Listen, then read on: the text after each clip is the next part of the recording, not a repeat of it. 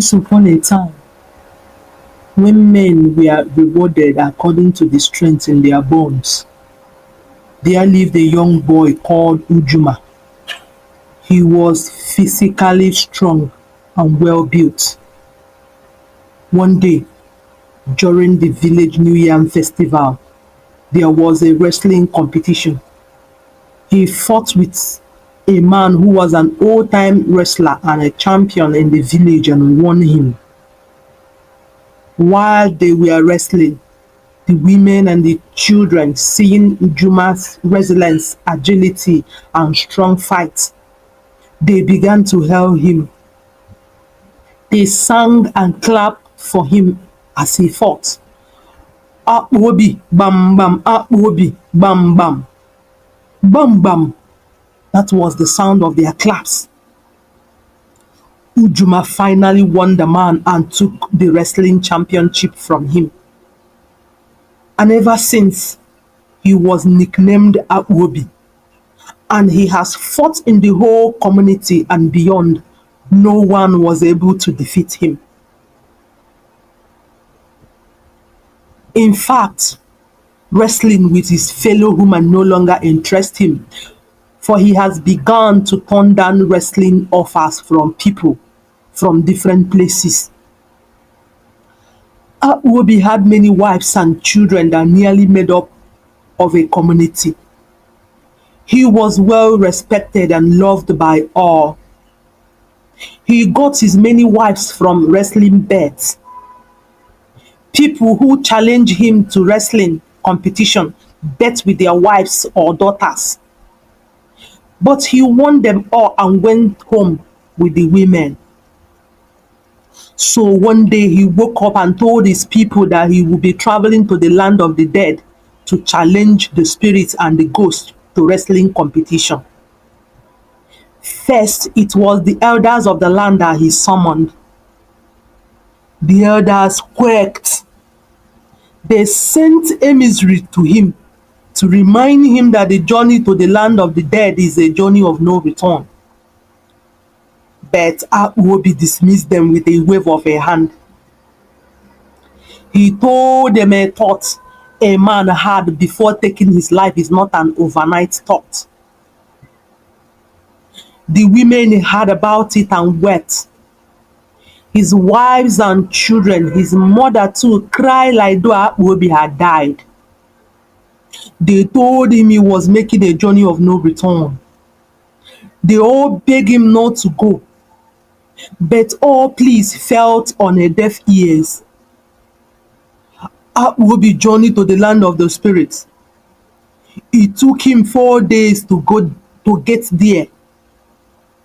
When he reached there, he was dazed on what he saw. The land of the spirit was not like the land of the human where he came from. They do not have water. They don't drink water. They only feed on a live flesh and blood.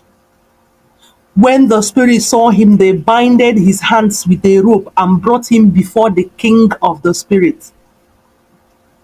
He was asked by the king what brought him to the land of the dead wearing the human form. Akpuobi declared his mission before the king of the spirit, and all the spirit bursted into laughter, including the king. They laughed him into scorn that he became confused and afraid at the same time. He looked at himself to check if he was wearing the back of clothes or defecated on his body, but nothing like that. So why were they laughing at him like that? He asked to himself. Akpuobi was asked again the reason for his mission, and he repeated what he said before, and they laughed at him the more. Apart from what Akpuobi noticed initially about the land of the spirits, he also saw something about the spirit that instilled fear in him. It was their nature. Some have only head. Some have one hand with 20 fingers. Some also have two mouths. There were also some that roll on the ground. They don't have heads or hands or even legs. They have only limbs and so on. But there were some who have complete human form, but they have it in excess and are the odd places. Like those who have two hands, have some on their heads and stomach. Some have two ears on their heads.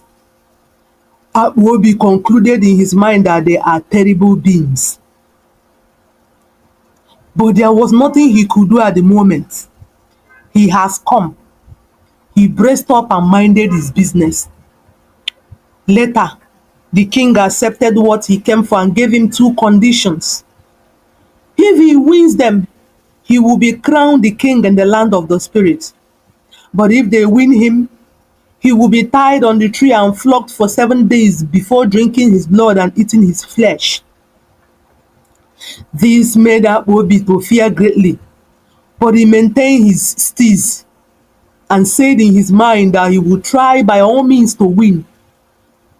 When he is made a king, he will then find a means to return to his people.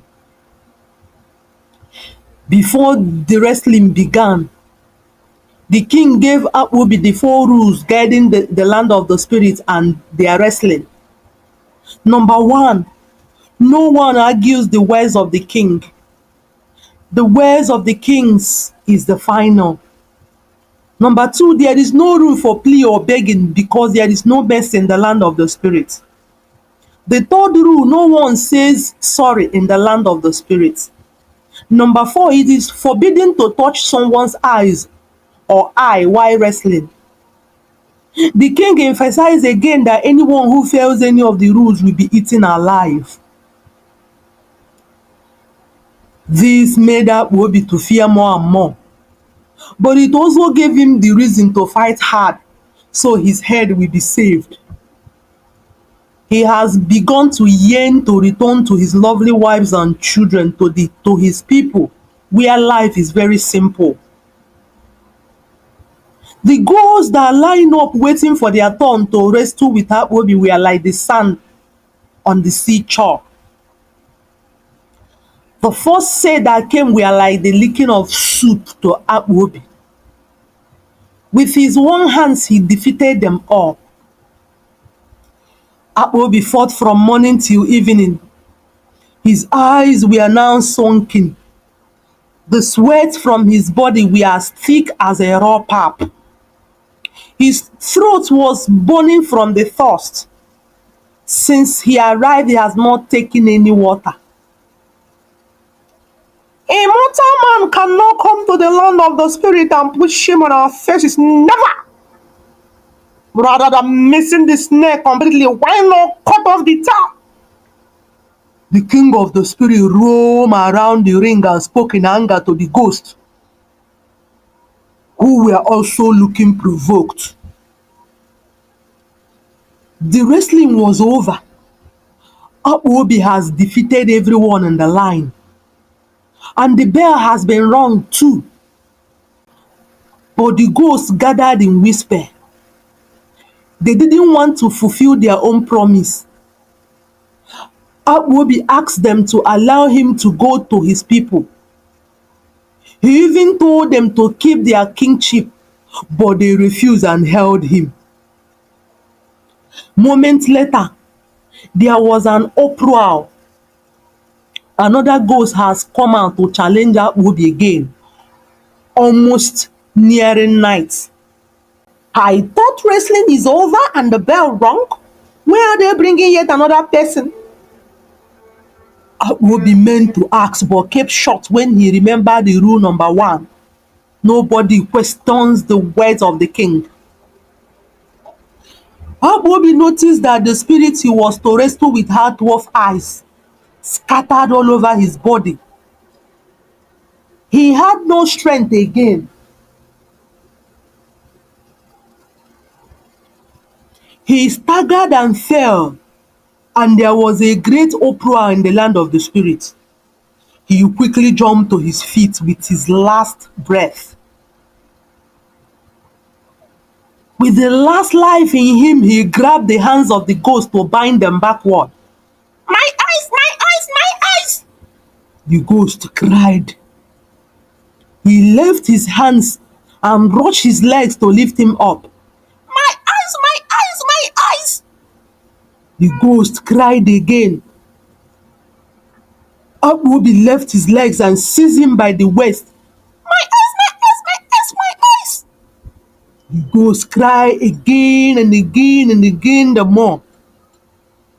And Akpuobi became confused and left him alone. The king of the ghosts rushed down into the ring and warned Akpuobi sternly to desist from holding the ghost in his eyes, that if he dares it once more, he will eat up his flesh alive. Akpuobi became confused the more and trembled at the king's warning. He was looking absent-mindedly at the person who was being drawn in the sea, when the ghost with the 12 eyes came from the behind and lifted him and fell him on the ground. Akpuobi landed on the ground with his back. The uproar in the land of the dead gave Akpuobi chill in the head. He was taken to a tree and binded with a strong rope. He was flogged, and each flog was like a sting of a scorpion on his skin. Akpuobi cried like a kid. The spirit laughed as he cried. His cry gave them so much joy and they beat him the more. He begged them to let him go. They laughed the more and beat him more. You dare not beg in the land of the spirits. Akpuobi remembered his wife, his lovely wives, his beautiful children, his people, his community, how he was respected, his beautiful houses, the trophies he has won. He cried more and more. He was hung on the tree and flogged for 7 nights before his skull was eaten up. Thanks for listening. Please share our stories and subscribe.